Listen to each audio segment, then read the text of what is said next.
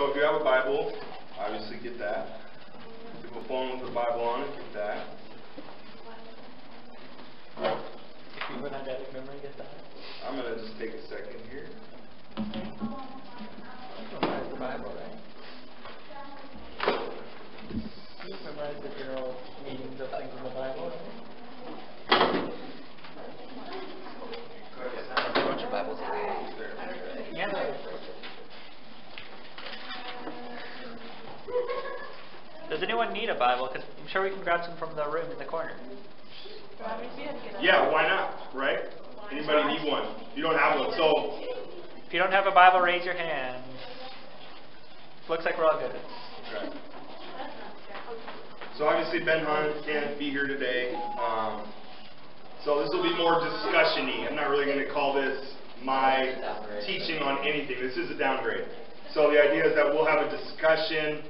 I think it's rather pertinent to what's gone on in New Life just recently. Anyway, let's pray. Let's have two people pray, and then we'll start. Ben and Wynette will. Joseph will. Let's pray. Heavenly Father, thank you for tonight. Thank you for giving us a place where we can meet together as a group of fellow believers that are close to it. Please bless the discussion tonight. Bless Debbie Rose as she leads it, and for all of us. And for your spirit. You guys, thank you for being all here. I just want to pray that we would all see this as an opportunity to discover the truth together and to encourage each other, be good, then I pray that you make this a very fruitful talk. Amen. So we're going to talk tonight about Romans chapter 13. So I'm finding that in my Bible. I'll write that here. Romans 13, verses 1 through 7. So here's the question I think we need to answer tonight. It is, to what degree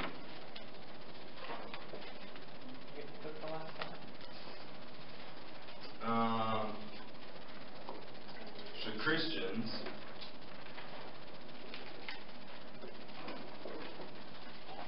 submit to authority? And by authority we mean several things. For the most part, the number one thing on that list is government. So we can talk about it in other ways, other authorities in your life. Actually, let's write all these. So we're going to make a list. I have 5 major ones, but I think if we look at this the right way, it applies to almost any authority in your life. So it's not just how do you interact with the government, it's like how do you interact with the speeding law, how do you interact with the law to pay taxes, all kind of things. It applies to literally every area of your life. So to what degree should Christians submit to authority? Authority meaning civil authority, so like the actual government.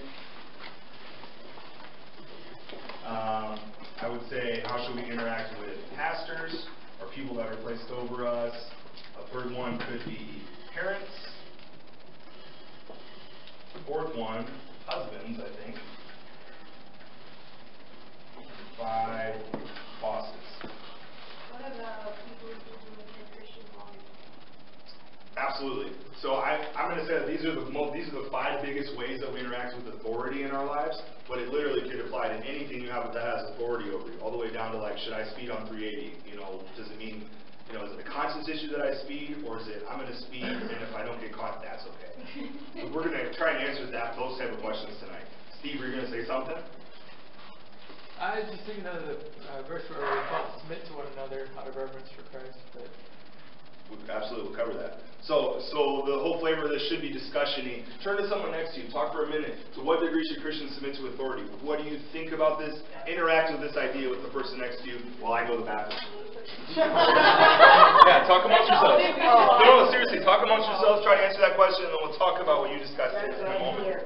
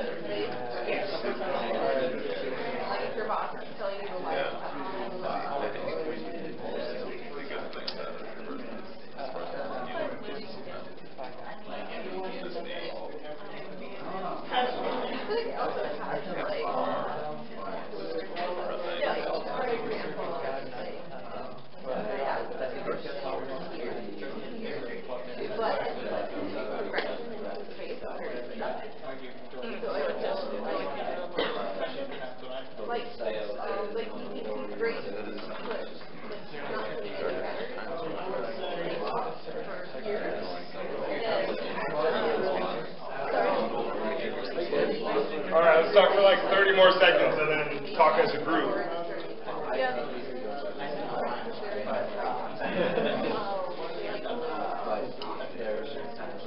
think there's something in people in general that makes it hard to want to. Alright, whatever your last thought is, let's finish it up. What did you just talk about with the person next to you? To what degree should you submit to authority? Initial thoughts, anybody? Okay, absolutely. And can you expand on that? For instance, it isn't really a sin to speak, but it is a law, so you should follow it. Not that people do. And then there's also like gay marriage being legal, which is completely. Those are drastically different things, aren't they? So, okay, so we talked. I would make a point about that, though, that it's imposed upon you to not speak. It's not imposed upon you to have gay marriage. They are two very different laws. But So- it could be imposed on you to Absolutely. perform therapy. Depending on your Yeah. state of function. Let's go with what Sarah's saying, because Sarah's onto some good stuff. There's some stuff, so let's be here for a while with civil authority. So this is the idea of the government is over me. There are some incidents in American political life recently that I think are worth discussing. So, you know, obviously there was a Supreme Court case 2 years ago, Obergeville versus Hodges, and that's the case that allows gay marriage to be legal on a national level in America. So there's that as a Supreme Court case. There's a Supreme Court case coming up next month about the Christian wedding cake baker and the gay couple. Anybody know anything about that? Oh, yeah, I've heard about that. Have you guys, so who can, I mean, I can summarize it. Who else can? Elena, do you know anything about it, or? Maybe. Okay, so I think the story was this gay couple, I think it was 2 males, came Yep. in, said, we're getting married, such and such date, can you make us okay? This was a Christian organization, they knew, so to say, they knew to go in, ask them to make a cake. Obviously they said no. They too like, well, they have no right to say no to us because, but they do, the company does, but the couple doesn't believe that they have a right to say no. Okay, so that's absolutely all true. Here's what I know about it. So these 2 men, gay men, are obviously activists, and they go into this cake shop and they say, we would like a wedding cake. And at first I think it was just one guy. He's like, I'd like a wedding cake. And the guy that worked there is a Christian. He's like, absolutely, I'll make you a wedding cake. And he's like, great, let me get my husband in here and we can talk about what kind of one. He's like, oh, actually, I'm sorry, I can't. I don't know if I can make you that cake. I will sell you any cake I've already made, but I will not make you a new one. I will make you a birthday cake. He'll bake him a birthday cake. And so these guys got mad. They took it to the highest state court in Colorado, so the Supreme Court of Colorado. And they ruled that that guy did have to bake that cake, so now it's going to go to the Supreme Court. There's another sort of pseudo, I don't even know what you say, the way that Christianity would interact with politics. There's another one of those cases that's going on right now. It happened like 2 weeks ago. It was in Seattle at a coffee shop owned by a gay guy. Do you know anything about that, Megan? Yeah. Talk about it.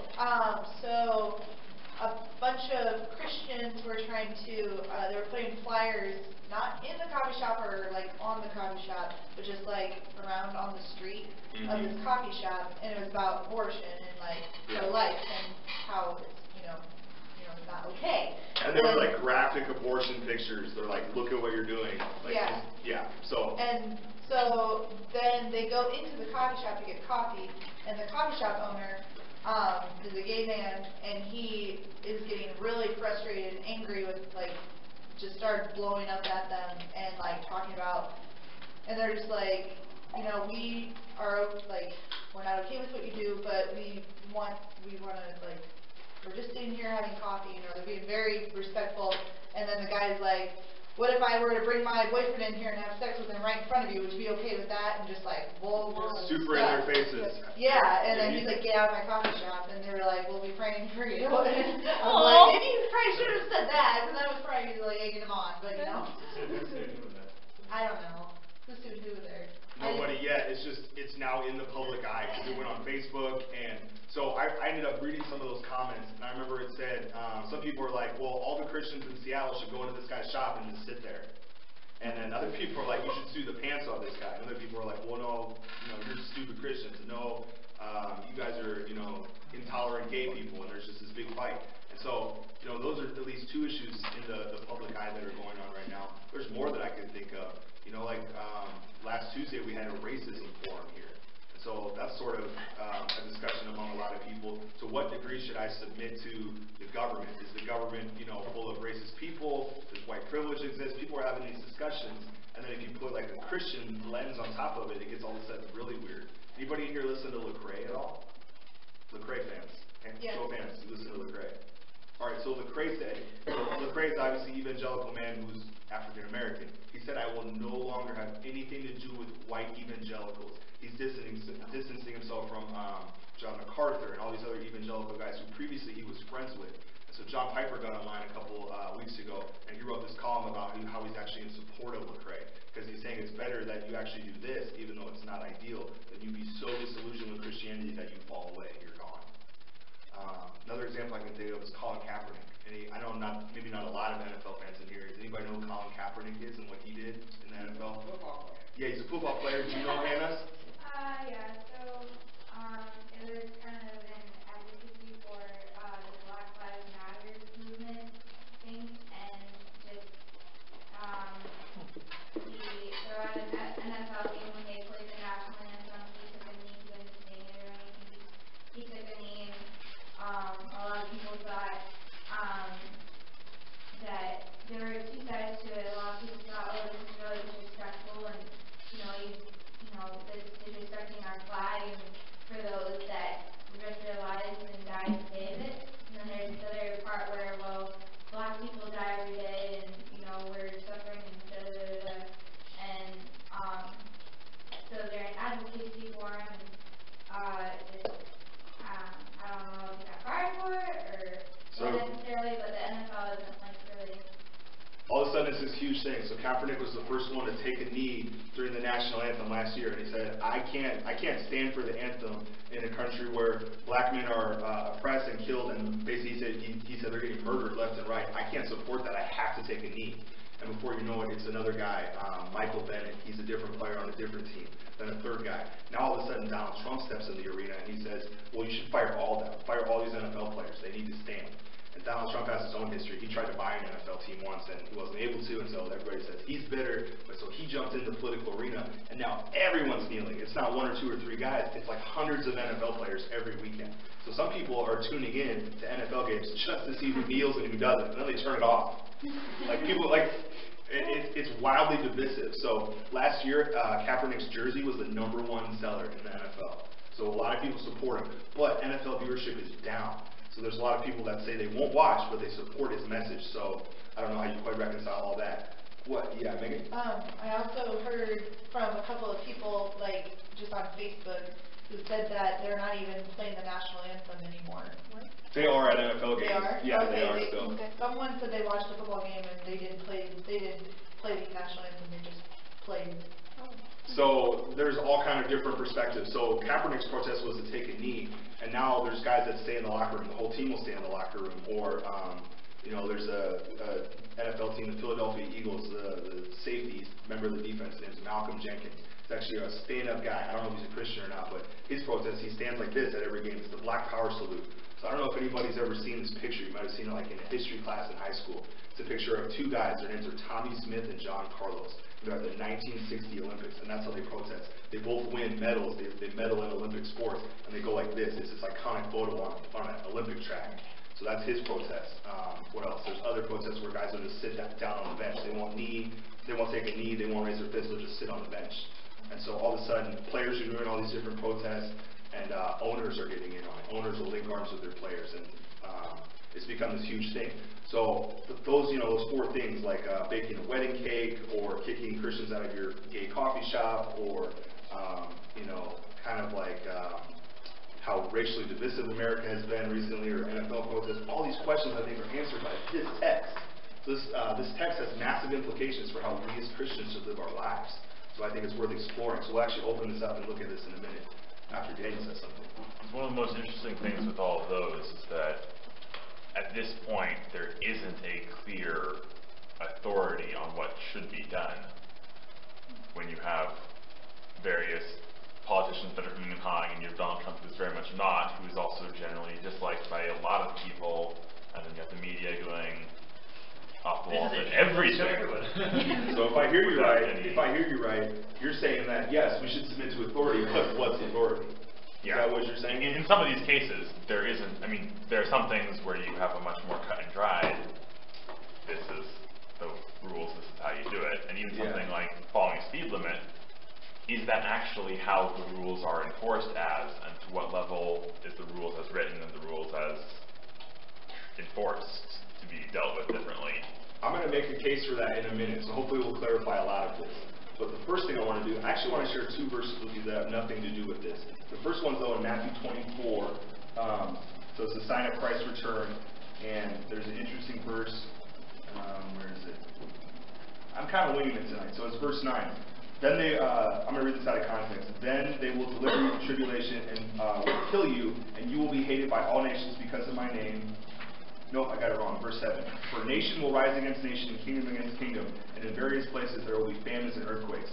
So I had an occasion recently to figure out what this word nation means, and it's the Greek word ethnos. Ethnos. I think this is fascinating. So ethnos. Yeah. So nation is going to war against nation. Ethnos against ethnos. So in the final time, so this is Jesus speaking about the end times in Matthew 24. He's saying we're not going to be at peace racially. Ethnos against ethnos. Nations will rage against nations. Look at that in America today. So this question is of the utmost importance. So one, it's sort of an indication of like, wow, is this really the end times? Like, look at how divisive we are. And secondly, what do we do about it? How do we actually answer the question? So then there's this other verse. It's Galatians chapter 3. Galatians 3:28. You can look it up. I'm about to. But this should be our ideal. This is how we should be able to do this as Christians. Chapter 3, verse 28. So there's neither Jew nor Greek, there's neither slave nor free man, there's neither male nor female, for you are all one in Christ Jesus. So you could even add to that. So at the time they're talking about, slaves and barbarians, male and female, but you can start adding categories. You could say there's neither black nor white, there's neither, whatever you want to make up. There really are no categories. We shouldn't think of it in terms of categories. So we should be very united on these issues, and yet we are not. So let's dive in, let's figure out what's happening. So the first thing we should do is read Romans 13, 1 through 7. Who would like to do that? Ben Wynette will.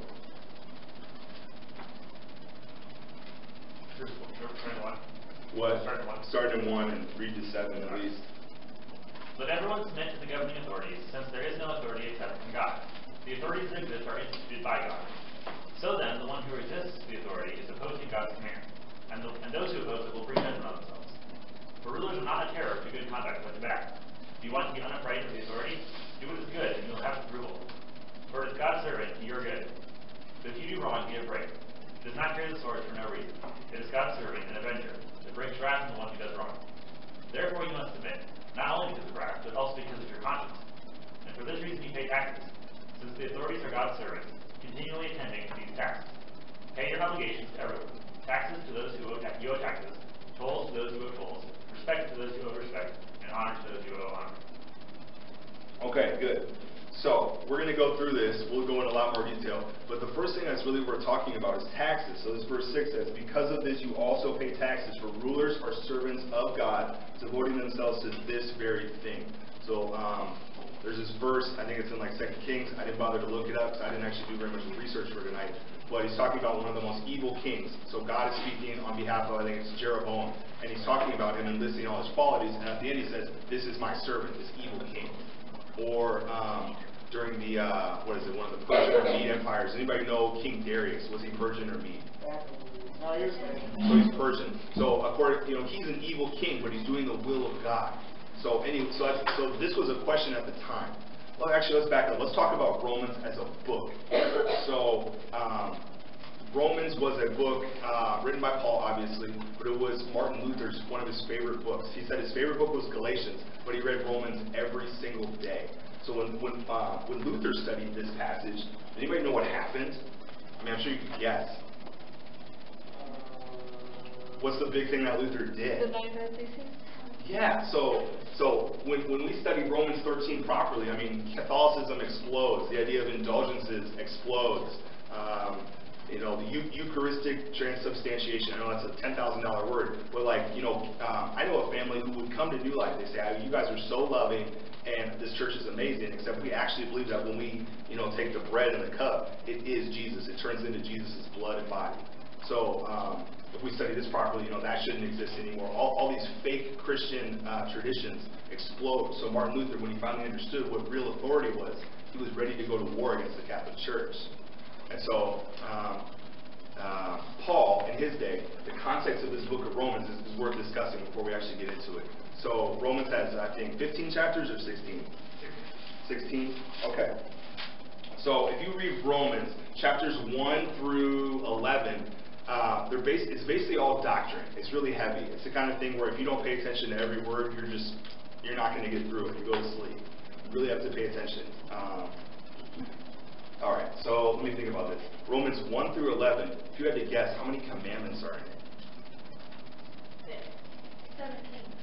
1. It's 4. There's only 4 commandments, 1 through 11. So it's lining up this thing of what we, from God's perspective, what is true. And then 12 to 16 is nothing but commandments. So let me ask you this. If you had to think about it, who created government? Did people create government or God? Yes. Yeah. God did from the beginning, before they were. I'm going to go with God, and I think we'll see this as we progress here. But yeah, I think government in all these areas, especially these ones we interact with every day, are God's plan for our lives. Yeah, I'll leave it there. But anyway, starting in Romans 12 and onward, so 12 through 16, this is sort of like God's plan for our lives. It's full of commandments. Like literally the whole chapter 12, 13, 14, 15 are just stuff you should do. So Paul had a couple ideas in mind when he wrote this, and he was thinking about what it was like to be a Jew in Rome. The first thing he was thinking about was taxes. So we're actually going to be very close to a passage we read at the Corporans. Actually, here's what we should do. We should give out. I just have a couple verses. We should all give them out. We're just going to go through the list. That's basically what we're going to do tonight. So I'm just going to ask you guys to read a bunch of different verses. So you go in the order that you have it. Number 1 is Titus 3, verse 1. Who can do that? Okay, so when your time comes, remember that. Write it down, whatever you got to do. 1 Timothy 2, 1 through 3. We'll go second. Megan's got it. 1 Peter 2:13. Jaden. So remember your verse. You're number 3. She's number 2. Number 4. Actually, I'm going to do that right now. Number 4 then is Psalm 47, 2 through 8. Joseph. Psalm 103, verse 19.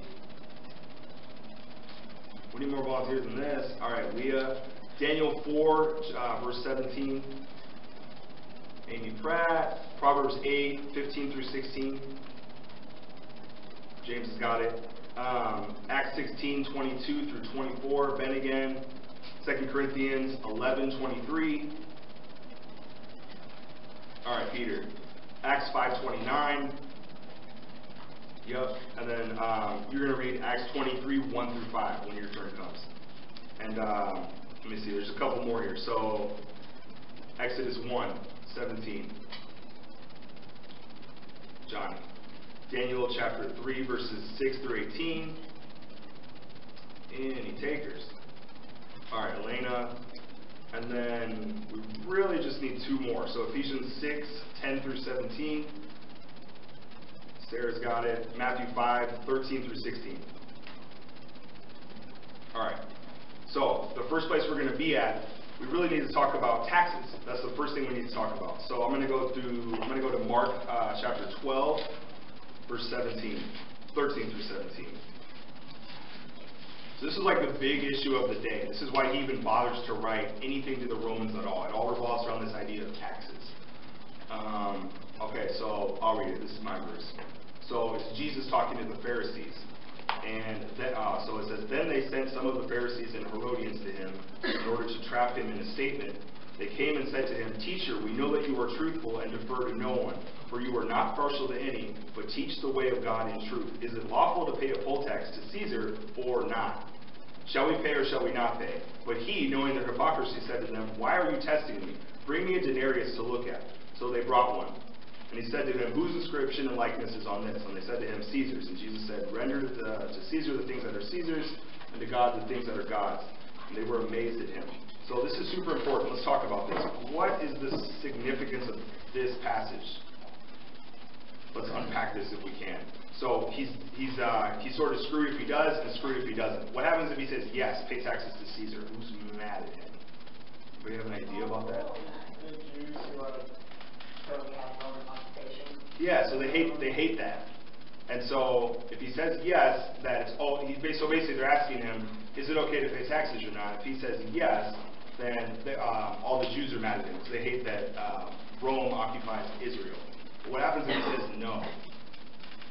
Let the Romans come out of it. Yeah, because why? Expand on that, because that's right. But why? Setting instruction. Yeah. So at this time, in this place, basically saying Jesus is Lord, that's a political statement because Caesar is supposed to be the highest authority. Caesar is God. So if you say no, it's not lawful to pay taxes, well, you're insulting Caesar and you're basically inviting rebellion, and then the Romans to come in and just destroy Israel. And they later did that, but so that's sort of the question he's weighing in his mind. Should we be doing this or not? So in a way, he's like answering all the Jews. And I think what he says, his answer is sort of surprising. So does anybody feel like maybe he dodged the question? I mean, listen to that. Render to Caesar the things that are Caesar's, and to God the things that are God's. Why is that an amazing statement? It says they all were amazed at him and marveled. He answered everyone's question satisfactorily and just sort of brought it to the next level. So what is he actually saying about authorities and submitting to authority here? Anybody have any idea? Render to God the things that are God, and that are God's. Render to Caesar the things that are Caesar's. God's authority and human authority are not mutually exclusive. So, okay, expand on that. The human authorities are put in place through God's will.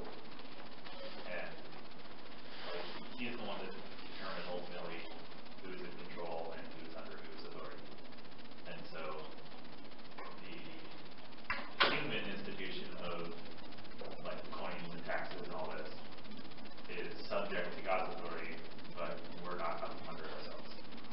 Yeah, I think that's right. So we're trying to answer this question of at what point do we, take a knee and submit to the authorities in our life, and at what point do we sort of rebel against them? So does anybody have any idea, like, what should the mix be in our lives? I know you talked, so I talked a lot about, like, politics and stuff, but what did you actually talk about in your groups? Like, to what degree do we actually submit? What did you talk about when you turned to somebody? I think the passage in Romans that we were looking at. Yeah, let's keep looking at it. Romans 13. To me, there's a lot of strong wording in there that makes it pretty clear that pretty much you have an obligation to follow the law, not just because there's bad. One of the main reasons it seems is because there is punishment for breaking the law, and God even condones that punishment. It looks like it's not like God is just like, no one should punish but me. It's like, yeah, governments can punish if people break their laws. And then also, not just avoiding bad stuff, but it also says it's a matter of conscience. Like, you could offend your conscience. I think you're onto both of those. That's the main reason why we would submit to government. It's because, one, they have authority over us. They will punish you. But just because you're going to get punished, I mean, is that really a reason to do all the things that you do in your life? Is it really? I think the other point you're saying is even more important, conscience. So if you have let me put it like this. If you have an issue with any of these things, you have an issue with your pastor, your parents, your husband, your boss, any way that there's an authority in your life, you actually have a conscience issue. You have a bad conscience towards God. So let's actually start going through these verses. How about Titus 3:1? What is that? Is that Hannah? Yeah. Read that, please. Remind the people to be subject to the Lord and authorities, to be obedient, to be ready to do whatever is said. Okay, so it's basically saying almost the same thing that's here. Read it one more time. Remind the people to be subject to the Lord and authorities, to be obedient, to be ready to do whatever is said. I think that's important. We do need a reminder because there's times throughout my day where I don't like any of these things, depending on what the issue is. I have an issue with authority and submission, in various ways, and I'm sure we all do. We definitely need a reminder. I think the next verse answers our question. So 1 Timothy 2:1-3. Who has that? 1 through 3, you said? Yeah. Okay. I urge then, first of all, that requests, prayers, kings and all those in authority, that we may live in peaceful and quiet lives in all godliness and holiness. This is good and pleases God our Savior. So, this Titus verse is saying we need reminders to submit. Submission pleases God. How about 1 Peter 2:13? Some of these verses are just going to lay out a case for how we should think about submission. So, let's write it down. So, we need reminders for it. It pleases God. How about this 1 Peter verse? I don't know, just one verse goes on. Be subject for the Lord's sake to every human institution, whether it be to the emperor as supreme. Yeah, so be subject for the Lord's sake to every human institution. That actually has some pretty weighty implications. So when they say every human institution, I mean, what could you imagine that means? It's not just the 5 of these. What else could you imagine? What's a human institution? School is one, police officer, a teacher at school. Even just like a business that has posted rules for. Right. Or, you I have a lease contract that I signed to live in a house, and it's saying you're going to keep your grass under 4 inches. So I'm a good Christian if I do that. I'm subject to the Lord. If my grass is under 4 inches, I'm going to change my muffler out so it's not noisy and wakes my neighbors up. Can you guys think of anything else? I mean, this list goes on and on. What are some more? So school is one. Work is one. Do you have rules at work you got to follow?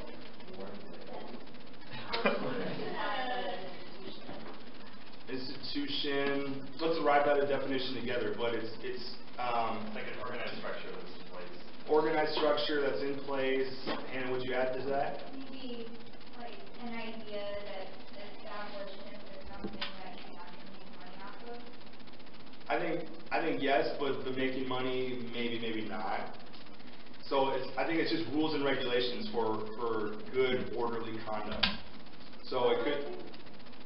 Because for some reason, like your homeowner's rental agreement, whatever. Yeah. Or like the business rules, like no shirt, no shoes, no service, whatever. Like a lot of those things, yes, if we decide to connect to their authority. Yeah, so you can decide whether or not to sign that rental agreement. Or like go into that business. Yeah. Yeah, absolutely. So that you don't necessarily have to submit to it, but you can decide to submit to it. I think, and absolutely, and I think that's one of the reasons we're talking about taxes in here, because usually nobody is not subject to taxes. Daniel. And there are some times where things get a little bit more hazy as far as what authorities you should actually be subject to. Even when it comes to things like taxes. If the city government says you need to pay taxes to them, and the mafia says you need to pay taxes to them, those are both institutions of a sort. Do you need to submit to those institutions? Well, what if they tell you mutually exclusive things that you should be doing? I think you're onto something, and I think Jada should read that verse again. Or read it louder, maybe even stand up and turn around. Should I read any farther? You only include one verse. I think it's the one piece, the important piece is that every human institution. He's using some pretty strong language. I think we can answer your question of like how do we actually chop this up and figure out, if it's mutually exclusive, what do I do? But he's using some pretty strong language. Read the one verse again. Be subject for the Lord's sake to every human institution, whether it be to the emperor as supreme. All right, so be subject for the Lord's sake. You're not mowing your grass because your landlord likes it. You're doing it as an act of worship to God.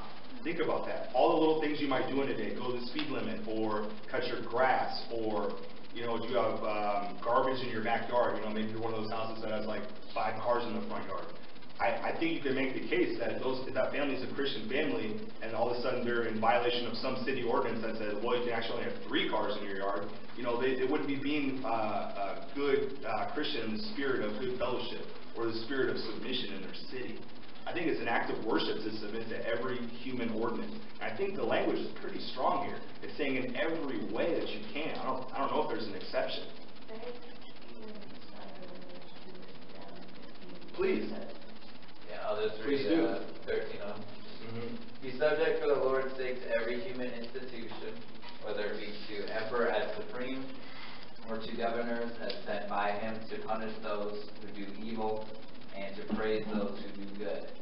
For this is the will of God, that by doing good you should put to silence the ignorance of foolish people. So what do you take that to mean then? Or can you read it one more time? Yes. Be subject for the Lord's sake to every human institution, whether it be to the emperor as supreme, or to governors as sent by him, to punish those who do evil and praise those who do good. For this is the will of God, that by doing good you should put to silence the ignorance of foolish people.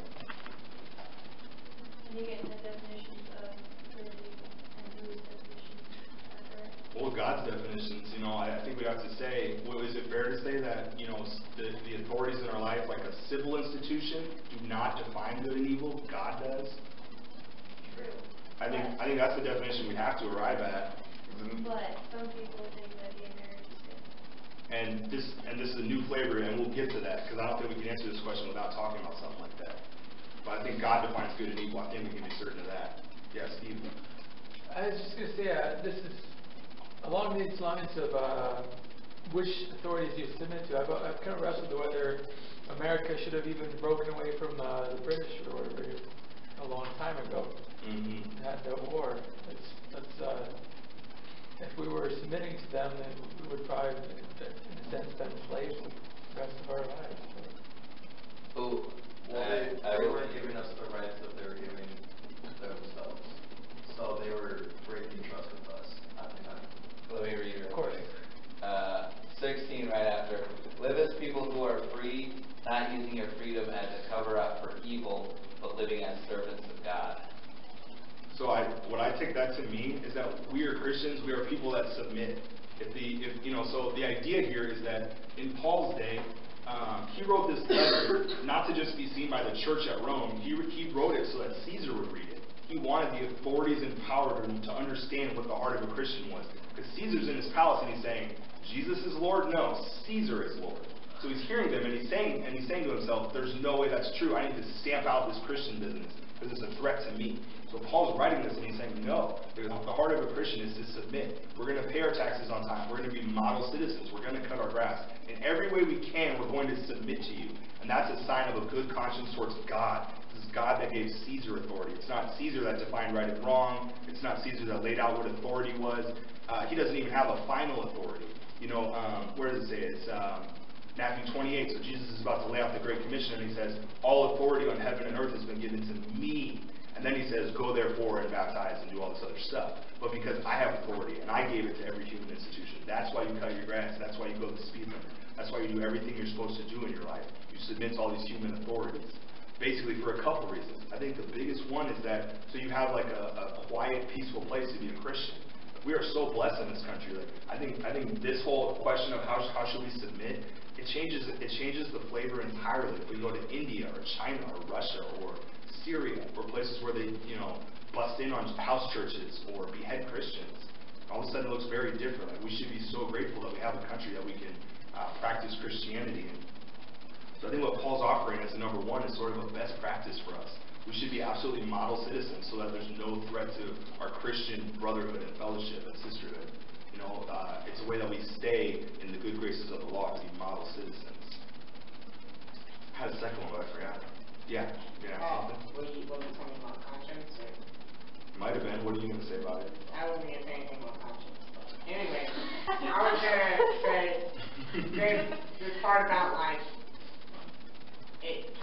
the verse kind of talks about how it's a witness to other people that you are such a model citizen. Right. I think that kind of reminds me of like at this time. That was the other thing. Yes, you nailed it. That is the other thing. Okay. Yeah. Like the Christianity was seen by the Roman government as like a rebellion movement kind of. Right. And that's why it was persecuted. They're like, we don't want this. It's contrary to us.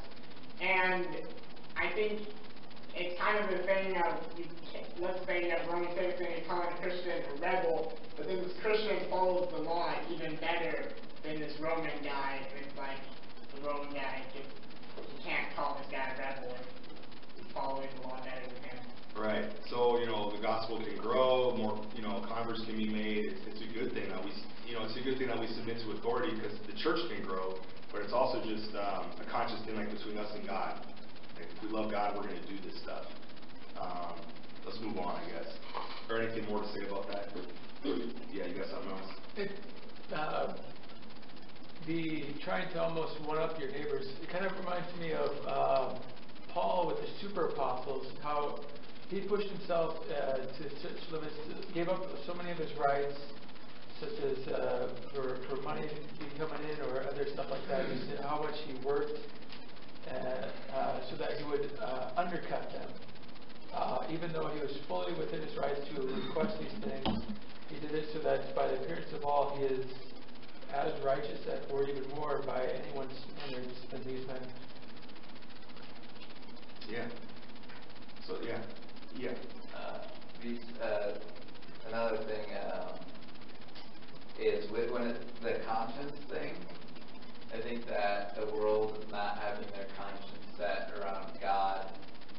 Well, I mean, that could be argued, but us seeing Christians who wouldn't obey the government would like violate the conscience of like a non-Christian who submits to the government. So if God didn't tell us to obey the government, it'd be like, you know, what are you guys doing?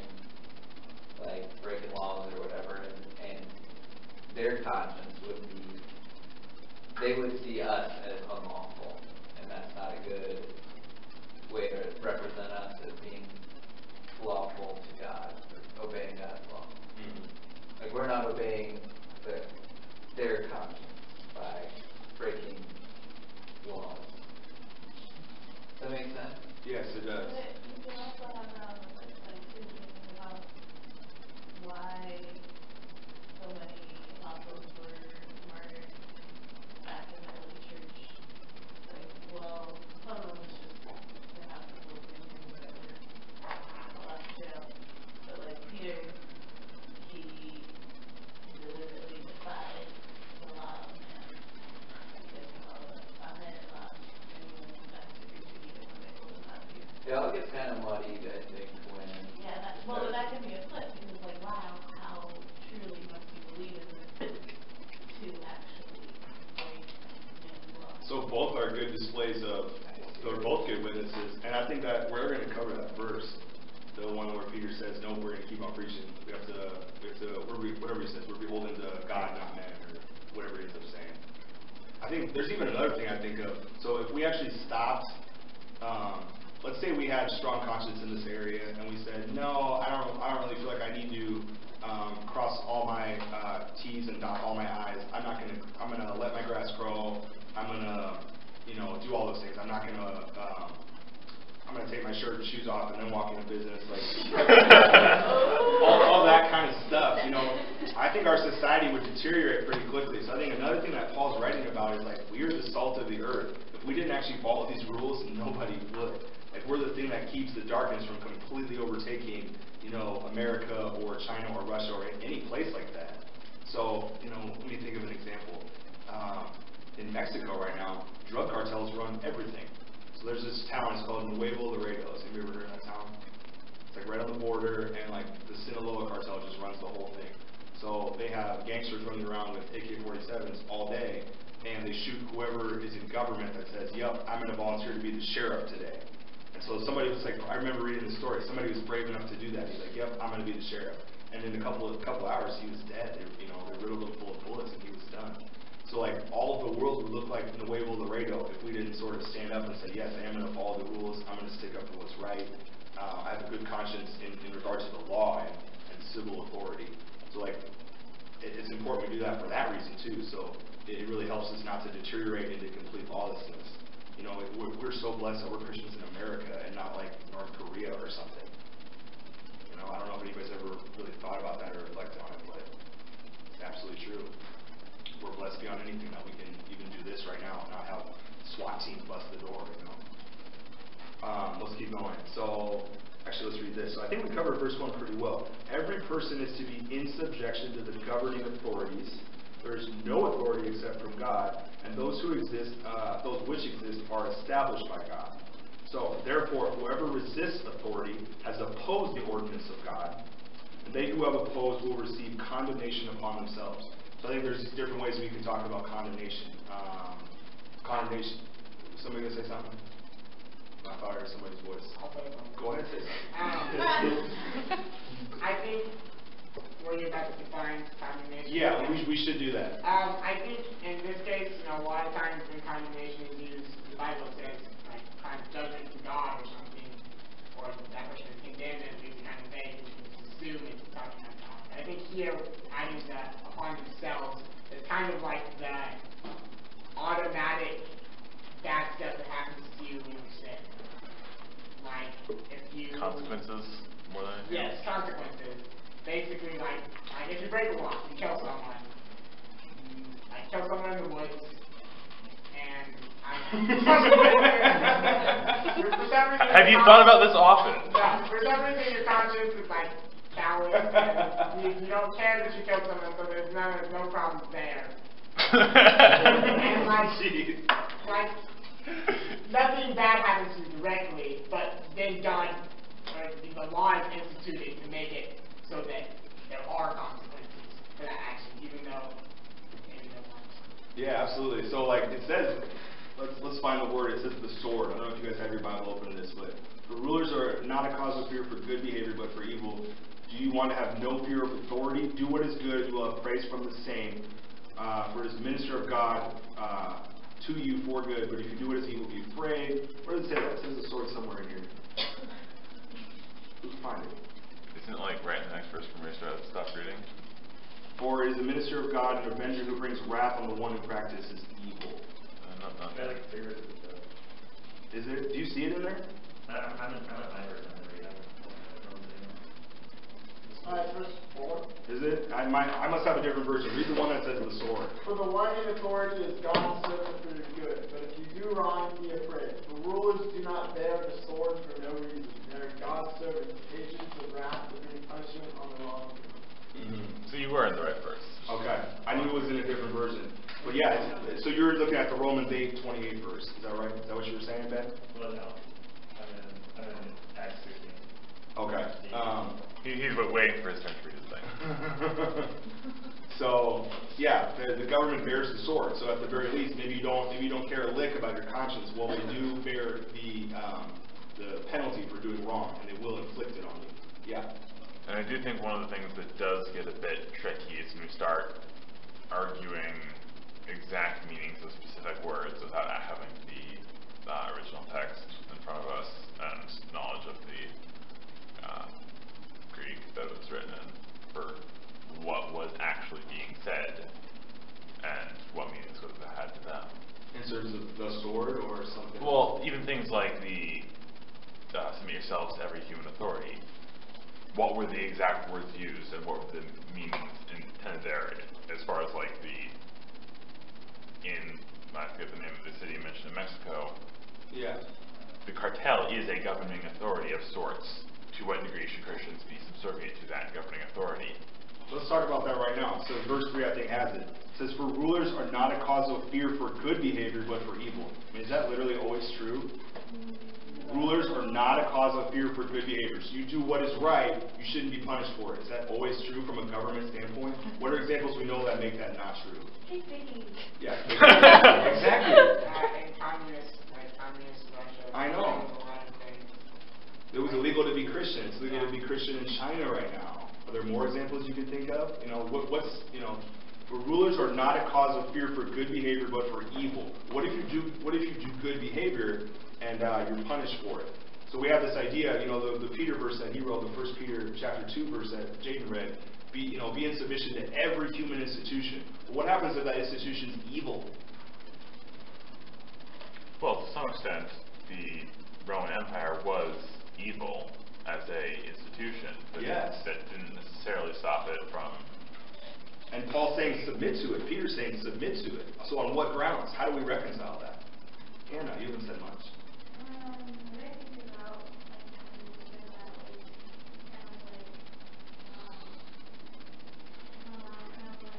Jesus died on the cross. He could have had God come down and save him. You didn't, did he? And he didn't. He surrendered, or he didn't give up his power, but he surrendered to the Roman Empire.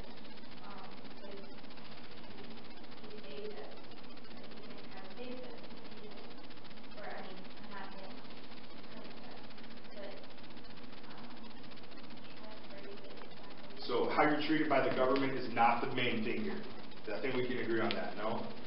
The main thing here, I think Paul is talking about something drastically different. He's saying that your self-denial, your reliance on Christ, the extinguishing of your pride, that's the main thing here. It's not how the government treats you. I don't think God cares. I think God cares more about your pride than your civil liberties. I think that's a bold statement, but would anybody agree with that or dispute that? God cares more about your pride than your civil liberties.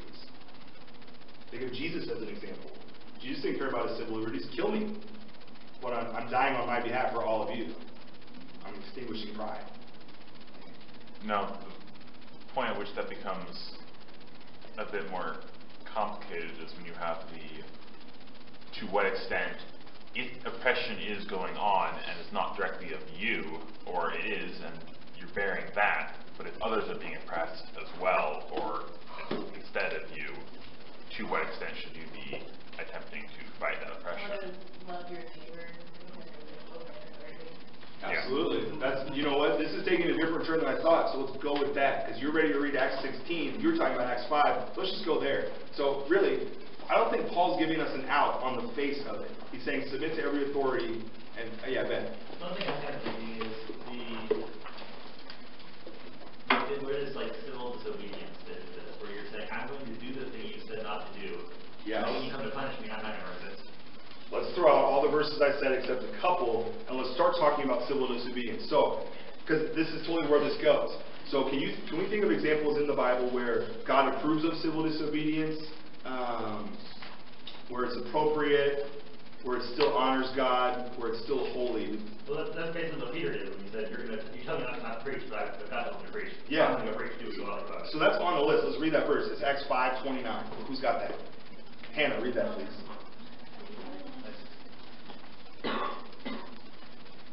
So by civil disobedience, we mean you disobey, but you submit to the consequences. Yeah, so let's define it. Let's set this out a little bit more. So at the conference, we had a men's time, and I think it was Josh that talked about a bystander effect. Does anybody remember that? Any of you guys?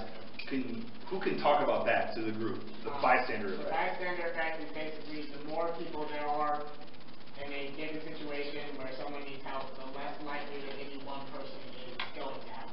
Or than anyone at all. Or that anyone at all is going to help. Wait, what?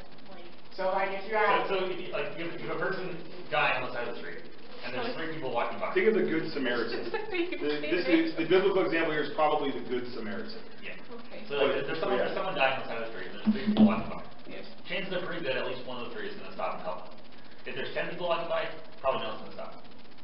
So because they all think that the other people will stop, and they don't want to take the burden upon themselves.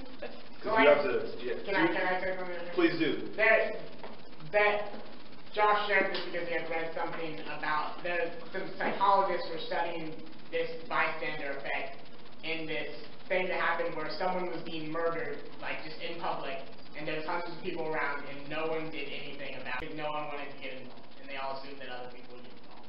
And so psychologists were studying that and like figuring out why that was happening. Do you understand? Yes. Okay.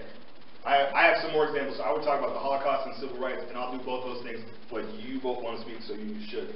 Oh, I was going to say that I see it all the time on Facebook, like studies like that where people are just filming, and like there's one where they asked their little brother to, like this is the middle of winter in New York, and he's just out in a t-shirt and pants, and he's like freezing, but he was willing to do it. He's like 9, and he's just out there freezing, and people are just walking by, and finally like one guy came by, and he was actually a homeless man, and came by and gave him his coat, his only coat that he had, and it's just like, that I see that stuff all the time on Facebook, and it's just like, it's ridiculous that there's so many of these videos out there that are proving how terrible of people to just walk on by, but then no one changes, I guess. I don't know. So that's an example. That's a good example. I think you have been doing it. Oh, God. He gave him a piece of glass to warm himself from the sun or something. Hannah, do you have another example? I have this verse. You have Acts 5:29? I do. Yeah, okay, let's read that. Okay. Peter and the other apostles replied, "We must obey God rather than human beings!" Okay, so what's the context here? We've all read this, I think. What's happening? They were preaching, I think, in the temple, and Yeah. the Jewish authorities arrested them and told them not to preach anymore. So let's get this straight. So I think what actually happened is the Jewish authorities arrested them, put them in prison, and then before they got to trial, got them out, and they went back out and started preaching again, and then they got arrested and brought before the Sanhedrin. And then they said, we need to keep moving. I think they flogged them and then let them go. and they let him go, yeah. And then they kept preaching, and then they brought them back. I'm So pretty sure. whatever the chronology is, we don't exactly need to know for this purpose. But here's what we do need to know. Paul is saying every person is to be in subjection to governing authorities. Peter says submit to every human institution. And then here we see Peter and Paul. Is that Peter and Paul? Yeah. Peter and John. So Wait, I was wrong. Peter and other apostles. and here they are. They're saying no, we're not going to submit to these civil human authorities. We're going to please God rather than men. How do we reconcile that? That doesn't really make sense on the surface. Are they saying different things or no? How do those go together? Okay, so it says everyone's to be subject to governing authorities. Everyone's in subjection to government, submit to government. And then not only that, not just government. Jaden read a verse that said every human authority. Cut your grass, any rule you can really think of. And we didn't talk about an endless supply of rules, but submit to every authority. And here they are not doing that. So what in the world is going on? My question, are these people even authorities in these apostles' lives? Because these are the high priests and all their associates, it says, Sadducees. Are they authorities over? I guess the Jewish people would probably view them as authorities over their lives. I would say you have to say yes, because oftentimes in the book of Acts, it's these Pharisees and the Sanhedrin and all these high priests that are stirring up trouble, trying to get the whole mob to kill Peter and Paul and John and whoever else. So yeah, they would have to look at them as authorities, not from necessarily a conscience point of view, although probably they should. God instituted them, but more so, there's a penalty involved if they don't submit. And there's that one time that I think it's Paul apologizes to the high priest after insulting him to his face because he didn't realize he was the high priest. Yes, that's on the list. And so that's, I think, the principle of what he's following. He's saying that I recognize you as an authority, but not what you're doing. Wasn't that the high priest's father that he insulted? And he was kind of making a joke like, oh, he's the high priest, is he? I don't know. That's what I read. I'm not remembering it. What verse is this? I don't know. Because Let's not worry about it, because I think it is on the list. But here's what I want to do. Let's lay out every example we can find of this, civil disobedience in the Bible. See if we can arrive at a working practice for what we should do. Because obviously, on the one hand, we should be the type of people who submit, for the sake of other people, for the sake of a testimony to other people, for the sake of not getting punished, for the sake of conscience before God. But at the same time, there's a line that we can't cross. The example I think of is the Holocaust. So I had occasion to study the Holocaust a lot recently, and there's a quote from a pastor in Germany at the time. It's a guy named Martin Niemöller. Have you ever heard of him? So he has this quote. He said, first they came for the communists, and I wasn't a communist, so I didn't do anything. I didn't say anything. So they carted those guys off to the concentration camp. Then they came, so they're talking about Nazis. Then the Nazis came for the trade unionists. I wasn't a trade unionist, so I didn't say anything. They carted those guys off to the concentration camp. Then they came for the Jews. I'm not a Jew, so I didn't say anything. Here's this guy, he's a Christian pastor, and off these Jews go to the concentration camp. So at what point should he have said something? That's sort of the question. So he's submitting to the government authorities, and so what point? At what point is it sin to us? Is it, to be a good neighbor, like Sarah was saying, should you have said something? Make sure these people don't go and die in a hole somewhere, in a gas chamber? What do we do at that time? Seek to obey and honor God. Yeah, but how do we do that? What does that look like in a situation like that? What about civil rights in the 60s? The history of the Jim Crow South is such that, the Bible would justify slavery somehow. And we know that's completely false. If you look closely at the Bible, it doesn't justify that at all. It says we're all one in Christ. But here it is at the time. It's a human institution. At what point do you say, nope, I'm not going to do that anymore. My conscience won't allow me to. Maybe we're not there yet, and I think we can get there. But let's keep laying out these examples. How about Acts 16? Ben, is that the verse you had? What verse is it? 22 through 24. The crowd joined in the attack against them, and this is against the false house. And the chief magistrates stripped them and ordered them to be beaten with rods. After they severely flogged them, they threw them in jail, ordering the jailer to guard them carefully. Receiving such an order, he put them in the inner prison and secured their feet to the stocks. Will you read it one more time? Alright. The crowd joined in the attack against Paul and Silas, and the chief magistrates stripped off their clothes and ordered them to be beaten with rods. After they had severely flogged them, they threw them in jail, ordering the jailer to guard them carefully. Receiving such an order, he put them in the inner prison and secured their feet to the stocks. And then I think what gets even trippier is that they get busted out by an angel later. So even the angel is like, Wait, is this the earthquake? yo, it's the earthquake then, yeah. Well, but this is, But then an angel says, come follow me or something? no, this is the one where the jailer gets saved. Yeah. Because they don't actually leave. But they don't actually leave. So here they are, they're essentially defying human authority. They're preaching the gospel, they get thrown in jail for it, and then they escape jail. And God's cool with that. So they're not really respecting civil In this particular instance, they stay in the jail with the doors open. Yeah, they stay in the jail, and then because they stay in the jail is Sure. Right. But I think it is important to, the verse right before it, the reason they're being beaten is because people are saying that they're advocating customs unlawful for Romans to accept or practice. So I think this is where it gets a little trickier. I think this is where it gets interesting. So it's submitting to authority and submitting to these human institutions might mean taking a beating for Jesus. It might mean taking 39 lashes. Is that what you were going to say? I was going to say that. That's what I think it is. I think we have to reconcile this, at least in this passage. It's saying that, yep, your conscience won't allow you to not preach the gospel, but it's saying that if you are going to submit to authority properly in this scenario, take your way. Anybody disagree with that idea? Yeah, go ahead, Megan. Well, I wasn't saying I wasn't disagreeing. Like, I don't disagree. But yeah, like, as soon as he started reading that, I was like, okay, so like, yeah, that made it like light bulb. With the whole Holocaust thing, it's like, when you ask, like, how far do we go? You know, if someone if slavery or, people bashing,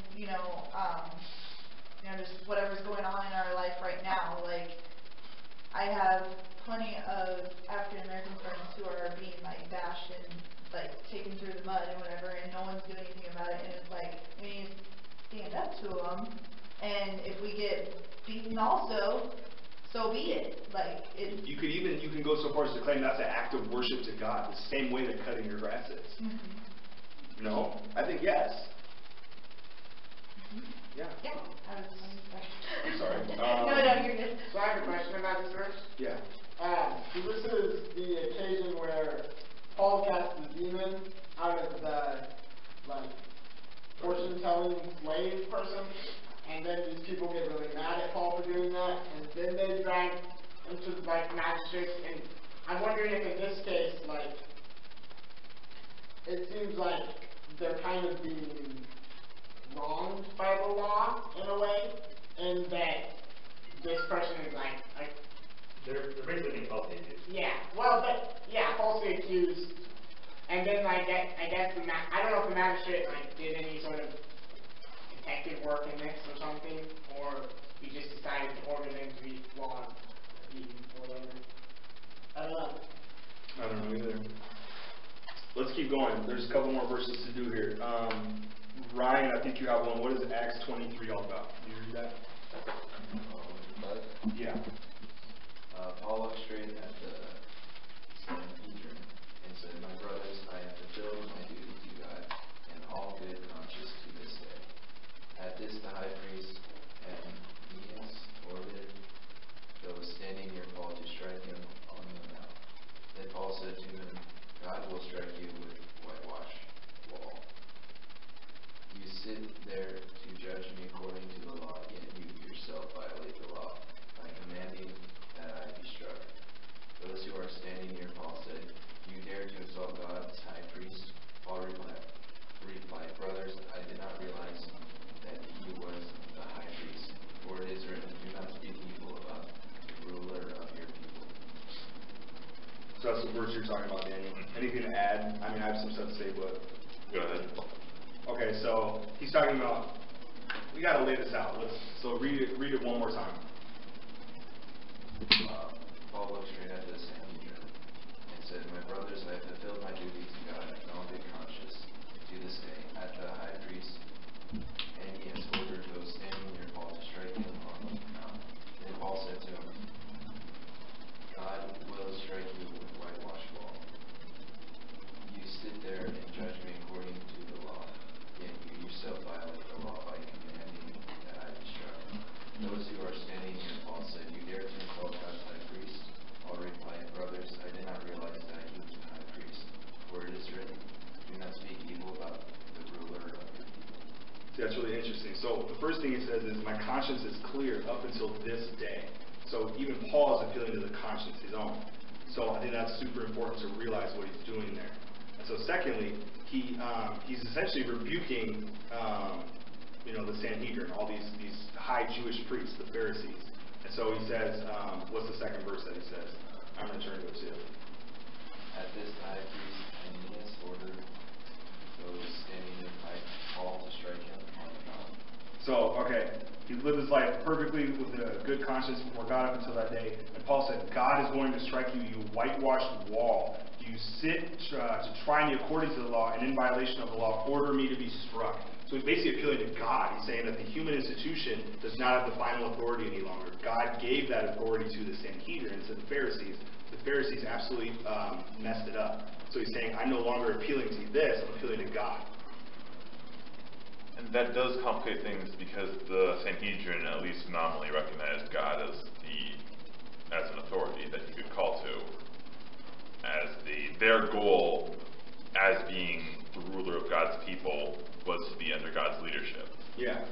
And so look at what Paul does right after that. I'm sorry, I don't want to interrupt you. Yeah, and so to what extent is it that when Paul is making this, he's calling them out. You are failing your duty to God that you have. Yeah, so by pointing out their hypocrisy. Here's what I would say. So he's saying that you're messing it up, you're hypocrites. So here's what God would say about that. You don't define right and wrong, God does. But beyond that, he said, I didn't know you're the high priest. Well, what does he say?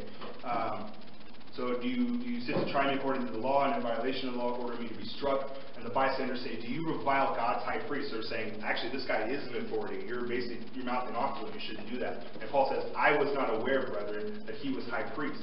And so then he quotes scripture. It's almost like he's saying, I had no idea I just said that. I'm sorry. So here he's saying he's ready to call this guy out, completely rebuke him for being a hypocrite, for basically messing up what right and wrong is in God's eyes. But then he's saying, well, there's this other area where he still hasn't transgressed. I'm under his authority in this little area, even though all this area, he's messed up. What do you guys think about that?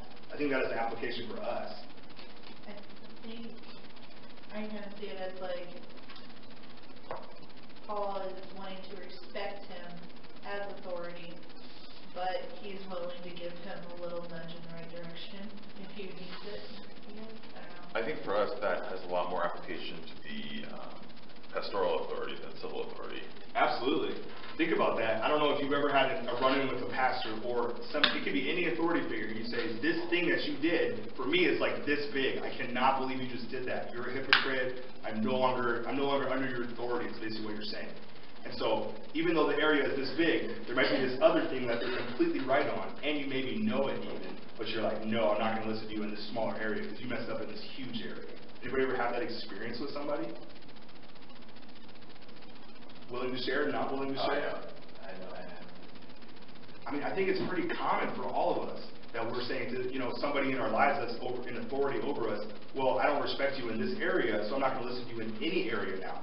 You're no longer a voice at all. I think what we're seeing here is that, well, they honestly should be. Even Paul is saying to this high priest who's a complete hypocrite, I'm still going to be under your authority, even in this small way. That's a good Christian testimony, I think. Yeah. What about, like me, I came from Pentecostal, where I guess I kind of fall into this, where the pastors that I was under taught me basically all lies and twisted scripture and everything. And it's like, am I technically still under their authority even though I go here now? Or? I think you'd have to do it in grades. So you're not under their authority as like a pastor, But even if you were, I think what this text is basically saying to us is that if you know they're being hypocritical some way, or they're not following correct doctrine in some way, you need to either remove yourself or let it be known. Like that's a case for civil disobedience. But if there's another area where it's like, all right, they have bad doctrine, but they still run a soup kitchen or adopt orphans or do something like that, in the way they're actually being good and doing the right thing, that is a place to submit to them still. But I don't think you're under their authority if you don't go to their church. Okay. Let me see here. So it is a minister of God to you for good. I think that's a very interesting phrase. So even these evil authorities, God put them there for our good. You guys ever thought about that? I mean, so I have an experience where maybe I hate my boss, or I'm mad at my husband, or my parents completely suck. Rhetorically. Maybe that's what it meant. Or maybe you're saying that, you might even be saying that I can't believe Donald Trump is president. I can't believe that we live in a nation where Colin Kaepernick is going to take a knee during an NFL game where the national anthem is being played, And we're balking at that. We're not willing to put ourselves under someone's authority and submit. But I think what this is saying is it's for our good, and we better recognize that it's for our good. But how hard is that really to do? None of us really actually do that, I think, successfully all the time. I think these are strong words that we should. So I think Paul wrote it like this, and he's basically saying that we need to err on the side of submission. So it's easy to really get this wrong. So somebody that's reading this, if you're a Christian reading this, you might get the impression that I should never speak up. I should always be under authority, even if it's the wrong thing. I'm just going to humbly submit as a meek, humble Christian. I'm just going to do whatever my authority figures say. And I think he wrote it like this to give the impression that we should err on that side of things. There might be, times where we do have kind of a civil disobedience mind state, but they're very sort of few and far between if the people in our lives that are authorities are doing the right thing. All right, our time's getting short, and I actually have a lot more, so let's not even go there. We can do a couple more. How about Daniel? Let's just talk about Daniel as an example. We'll make that the last example tonight. So the book of Daniel, not this Daniel, this Daniel chapter 3. I'm going to turn there. I don't know who had the verse that might read it. I have chapter 4, but I can read 3. Let's read both of them. I don't know if Let's do Daniel and be done. I have 7. What is the verse you had? And then I'll read the other one.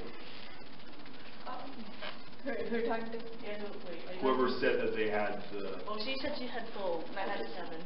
Oh, there's more? All right, let's do them all. So wait, you can start with whatever the chapter 3 was. We'll go in order, so 3, 4, and then 7. Yep. Okay, so I'm in the book of Daniel chapter 3. I start at verse 6. So this is the Rack, Shack, and Abednego. What? Shadrach, Meshach, and Abednego. So, we obviously know the VeggieTales story. Whoever does not fall down and worship shall immediately be cast in the midst of a furnace of blazing fire. Therefore, all that time, all the peoples heard the sound of the horn, flute, lyre, all these things. All the peoples, nations, and men of every language fell down and worshipped the golden image that Nebuchadnezzar the king had set up. For that reason, at the time, certain Chaldeans came forward and brought charges against the Jews. They responded and said to Nebuchadnezzar the king, O king, live forever. You, O king, have made the decree that every man who hears the sound of all these things, the horn, flute, etc., is to fall down and worship the golden image. Whoever does not fall down and worship shall be cast into the midst of a furnace of blazing fire. And there are certain Jews whom you have appointed over the administration of the province of Babylon, namely Shadrach, Meshach, and Abednego. These men, O king, have disregarded you, yet do not serve your gods or worship the golden image which you have set up. And these men were brought before the king, and he said, Is this true that you do not serve my gods or worship the golden image that I've set up? Now if you're ready, at the moment you hear the sound of the horn and flute, etc., and all kinds of music, to fall down and worship the image that I have made, very well. But if you do not worship, you will immediately be cast into the midst of a furnace of blazing fire, and what God is there who will deliver you out of my hands? And so they have no need, they said they have no need to answer. If it be so, our God whom we serve is able to deliver us from the furnace of blazing fire, and he will deliver us out of your hand. They basically spat right in his face and said, do your worst. And they had that laugh too. I just love that. Sorry. I mean, that's an awesome story. This is one of the best examples of civil disobedience we have in the Bible. They're basically like, do your worst, go right ahead.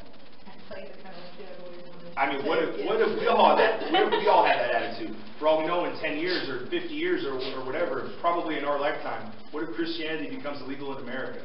How powerful would it be if each one of us said, do your worst, throw me in the fire? What? Is he legal or illegal? Illegal. What if it were legal in our country? But anyway, how cool is that? Anyway, let's read the rest of the Daniel. Who has the chapter 4 one? Right, chapter 4, verse 17. For this has been decreed by the messengers, it is commanded by the Holy Ones, that everyone may know that the Most High rules over the kingdoms of the world. He gives them to anyone he chooses, even the lowliest of people.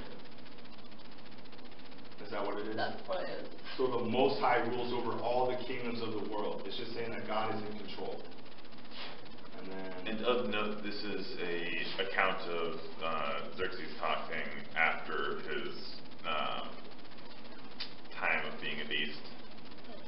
So there are things that are recorded as something that someone says in Scripture that may or may not be of direct relevance to us as this is what this person said, whether they were wise in what they said or whether they were theologically correct in what they said.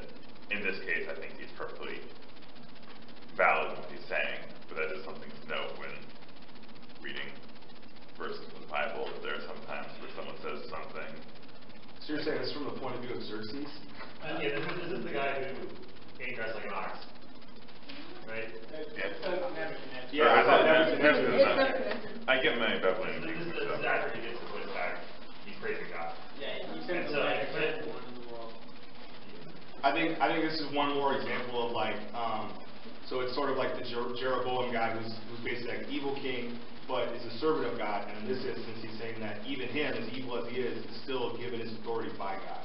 Yes, the point I'm trying to make with this is that just because someone says something in the Bible does not mean you should live your life by it. Yeah, absolutely. Because there are times where there are people who say things in the Bible that you should not listen to. I mean... So the point you're making is correct, but it doesn't have to be the best description of the point. Sure. Yeah. Valid. Alright, so we have one more and we'll close. Daniel 6:17. A stone was brought and placed over the mouth of the den. The king sealed it with his own secret wing. Mr. Wing resembles the Daniel situation that might not be changed. I don't know if that's really tied into your... Yeah. Where are you reading from again? Daniel 6:17. Aren't you in chapter 7? 6:17. Oh, he said 7. You said 7. You said 7. Yeah. I didn't. I'm looking for that scene where where Daniel has to go and bow down before the golden image, but Oh. instead he goes up to his window room in Jerusalem. That was the not praying to anyone else other than the king, not the golden image. That was earlier. Okay, whatever that is. And he's basically, the window's open, it's facing Jerusalem, and everyone can hear him pray. He does it 3 times a day. He can care less. He's just bold. He's as bold as you can be. So maybe I got that wrong. Maybe it's somewhere else. Daniel 5.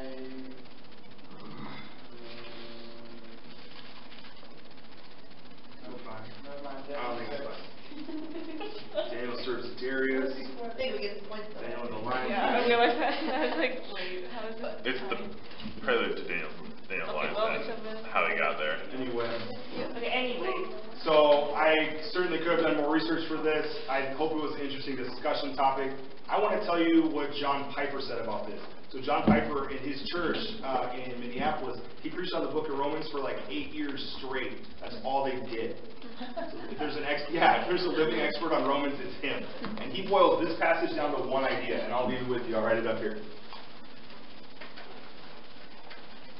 So he's basically saying we should submit to absolutely everything in our lives. Our parents, our bosses, our spouse, our pastors, all the government authority in our life that would say, cut your grass, make sure you don't have a loud muffler, anything you could possibly think of as a human institution. We should submit except for this. So we submit except when authority commands what God forbids,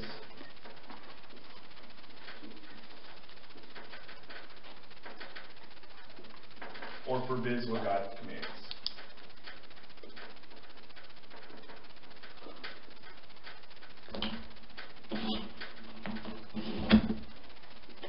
I'll say JP.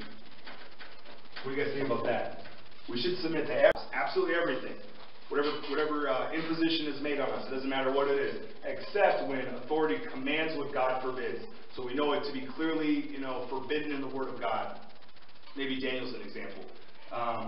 If they're commanding something that God forbids, to worship and bow down to another statue, he says, no way. You're going to hear me pray 3 times a day in public. I do not care. Or forbids what God commands. So, what's an example? I think it's in Hebrews 10. I'm going to take a shot at it, see if I can find it. Actually, the Shadrach, Meshach, and Abednego is where it's commanding what God has forbidden, of the you will bow down to this idol. With Daniel and praying at the window, he was never actually commanded that he needs to pray to the king. It was just forbidden to pray to anyone else. So there it is an instance of forbidding what God has commanded. Can anybody think of other examples to command what God forbids? I have one for forbid what God commands, but you guys understand what this is saying? I'm going to see if I can find it. I think it's in Hebrews 10. Well, you could probably think of how most of the society in Germany had to kind of work together to enact all the things that happened to the Jews. Wait, what? But all the persecution, all the things that led up to it, they all, basically every facet of government and individual even ended up being involved with a lot of the things that happened, even on small levels, but it all added together. Yes and no. Because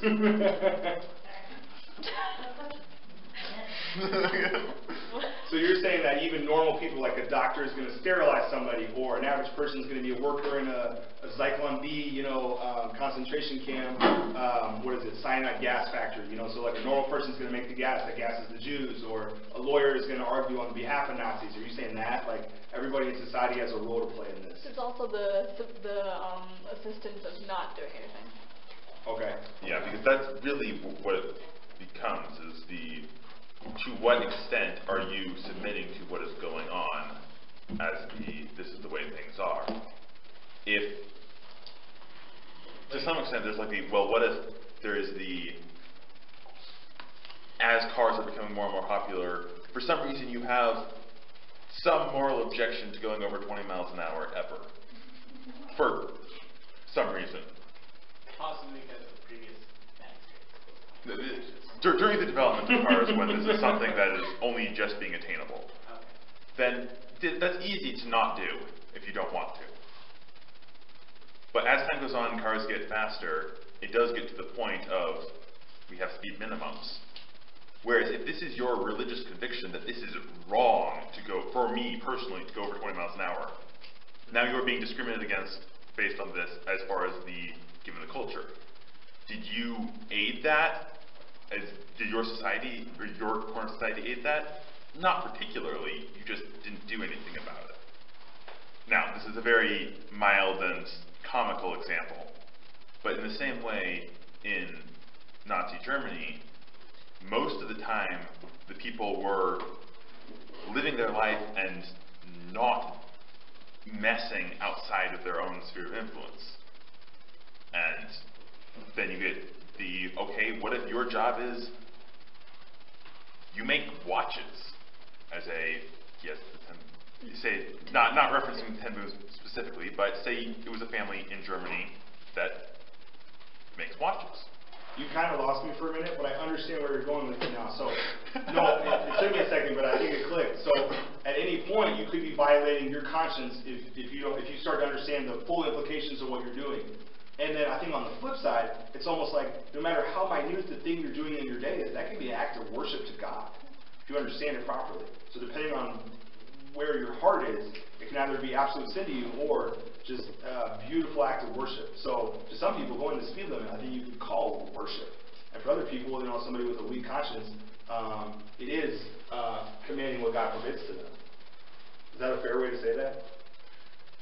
Well, I mean, yes. I think more where I was going, let's say not watchmaking. Say there's someone who's making socks, which is more direct, has more direct military, the military needs socks. Now, it could be your act of love to the military that they don't get cold feet.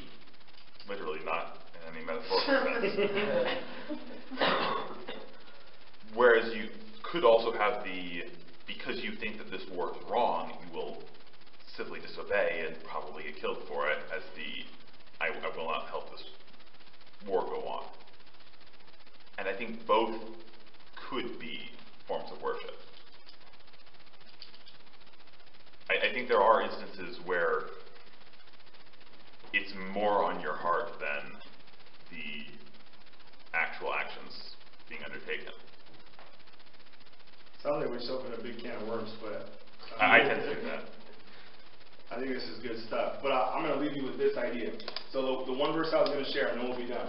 We should submit to every human authority, every institution in our lives, except when authority commands what God forbids. So it's saying, here, you pull the lever to the gas chamber. Here, you go beat this person up. You go do anything that God would forbid. That's a point in your life where you say, nope, not going to do this.